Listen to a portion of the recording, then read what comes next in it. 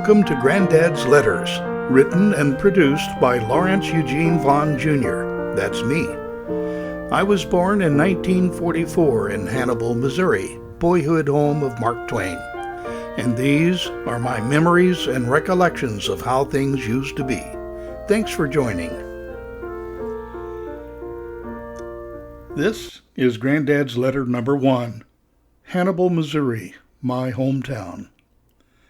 I was born and raised through my junior year of high school in Hannibal, a small river town across the Mississippi River from Illinois, about 90-some miles north of St. Louis. My father gave me his name, Lawrence Eugene Vaughn, and made me a junior. My mother nicknamed me Larry, and that's what I was always known by. My family moved to Louisiana, Missouri in 1961, the summer after my junior year at Hannibal High. After graduating from Louisiana High, I moved to Charlotte, North Carolina to attend the Carolina School of Broadcasting. I went from there to KWRT Radio in Boonville, Missouri, and then to WDAN Radio in Danville, Illinois.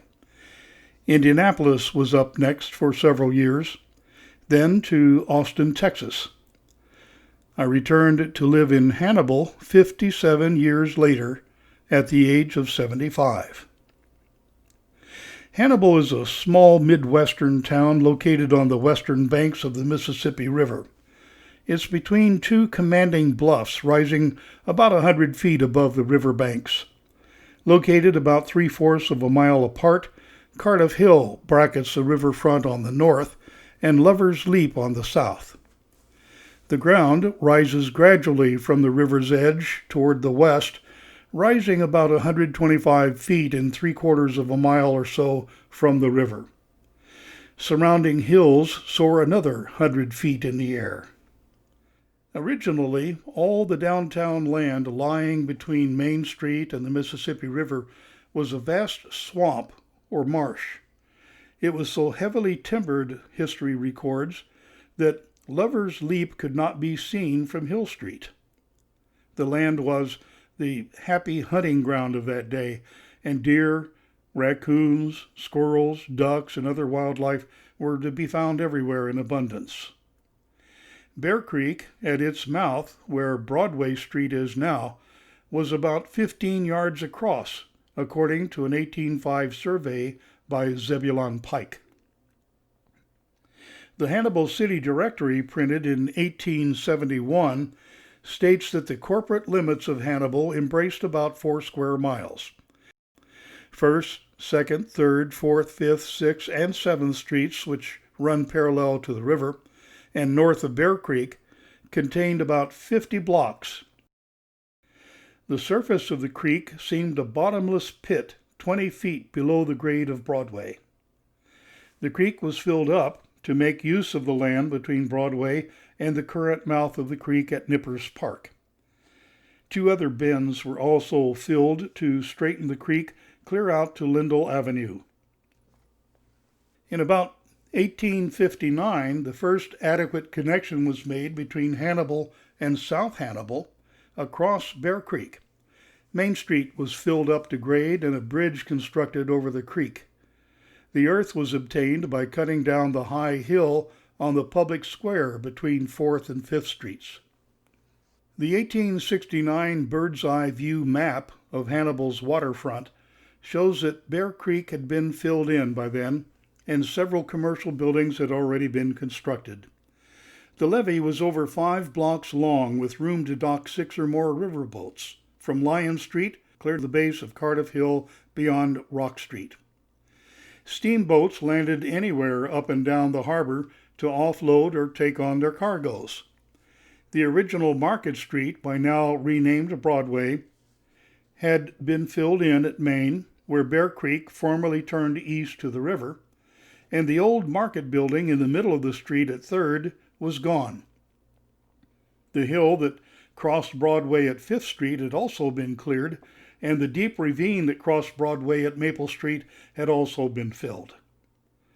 So the 1871 city directory explains the importance of the lumber industry at that time, and I quote, "Our lumber trade is more extensive and involves more capital than any other department of business. 16 firms or houses are engaged in this business, handling a capital of nearly $1 million and selling last year 60 million feet of lumber, besides immense quantities of shingles, lath, sash, doors, blinds, and so forth. Heavy orders are filled from Kansas, western, and southwestern Missouri. The sales this year, with the opening of the Hannibal and Central Missouri Railroad, will probably reach 75 million feet. At no other point upon the river is lumber handled with the ease and economy experienced by our dealers. Bear Creek affords a natural canal into and up which, from the Mississippi, immense rafts are annually floated. All along the banks of this creek, from its mouth to a distance of a mile or more, are arranged enormous piles of lumber stacked for seasoning and for shipment by rail to the interior." End of quote. The Mark Twain Hotel in Hannibal, on the corner of South Main and Church Streets, occupies a site made famous by the boy who later wrote under the name Mark Twain. Here once flowed the classic but muddy waters of Bear Creek, and at this particular spot was a swimming hole where Sam Clemens was rescued from a watery grave by the slave.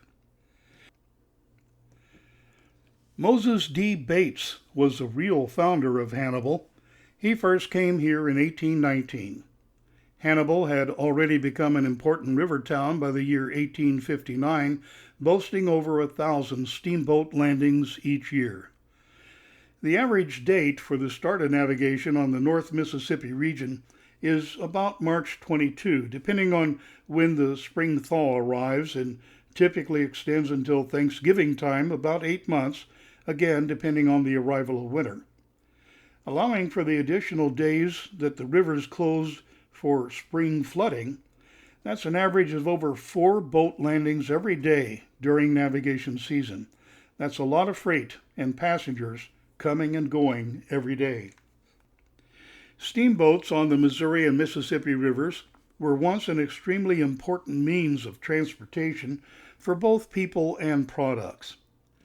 By 1850, river traffic had increased so much that as many as 170 steamboats could be counted on the St. Louis levee, some of which were literally floating palaces. In addition to its own busy port downtown, Hannibal, with its burgeoning lumber industry, had a busy shipyard, where Mississippi River and Missouri River steamboat hulls were built. The finished boat hulls were towed to St. Louis for installation of engines and superstructures. The river stretches north from here toward country that's almost as wild and beautiful as it must have been during Mark Twain's lifetime.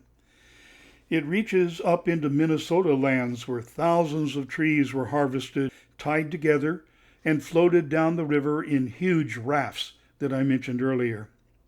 Here in Hannibal, they were floated up Bear Creek and delivered to one or more of the many sawmills that line the creek clear out to Lindell Avenue. A small, locally owned diesel-powered excursion boat operated out of the riverfront area for many years, offered frequent hour-long river cruises and daily 2-hour sunset buffet dinner cruises. The boat was cleverly outfitted with scaled-down steamboat-like smokestacks, hand railings, and paddle wheel housing to make it resemble a small Mississippi River sternwheeler. Most river traffic during my childhood bypassed Hannibal in long lines of barges being pushed by river tugboats.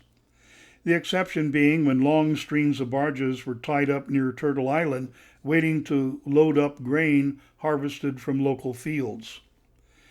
There were huge grain terminals that dominated the Hannibal riverfront and the skyline for many years. They overshadowed the nearby power plant and towered like the limestone bluffs that framed the riverfront area. In the fall, during harvest, there would be a line of loaded farm trucks lined up nose to tailgate in the center lane of Broadway, clear back to 6th Street or beyond, as they waited their turn to be unloaded at the elevator down by the river. In some years, when sufficient supplies of barges was not available for whatever reason, drastic measures had to be taken to protect the crop in temporary storage until sufficient barges could be obtained to ship the grain to market. In 1955, with the grain elevators full and barges late in arriving, wheat was again temporarily stored on a bed of overlapping tarpaulins and covered with additional tarps to protect the harvest from the weather. You can see here the block-long and 8-foot-high pile of wheat stretching from Main Street down to the railroad tracks just past the Wabash Freight Station.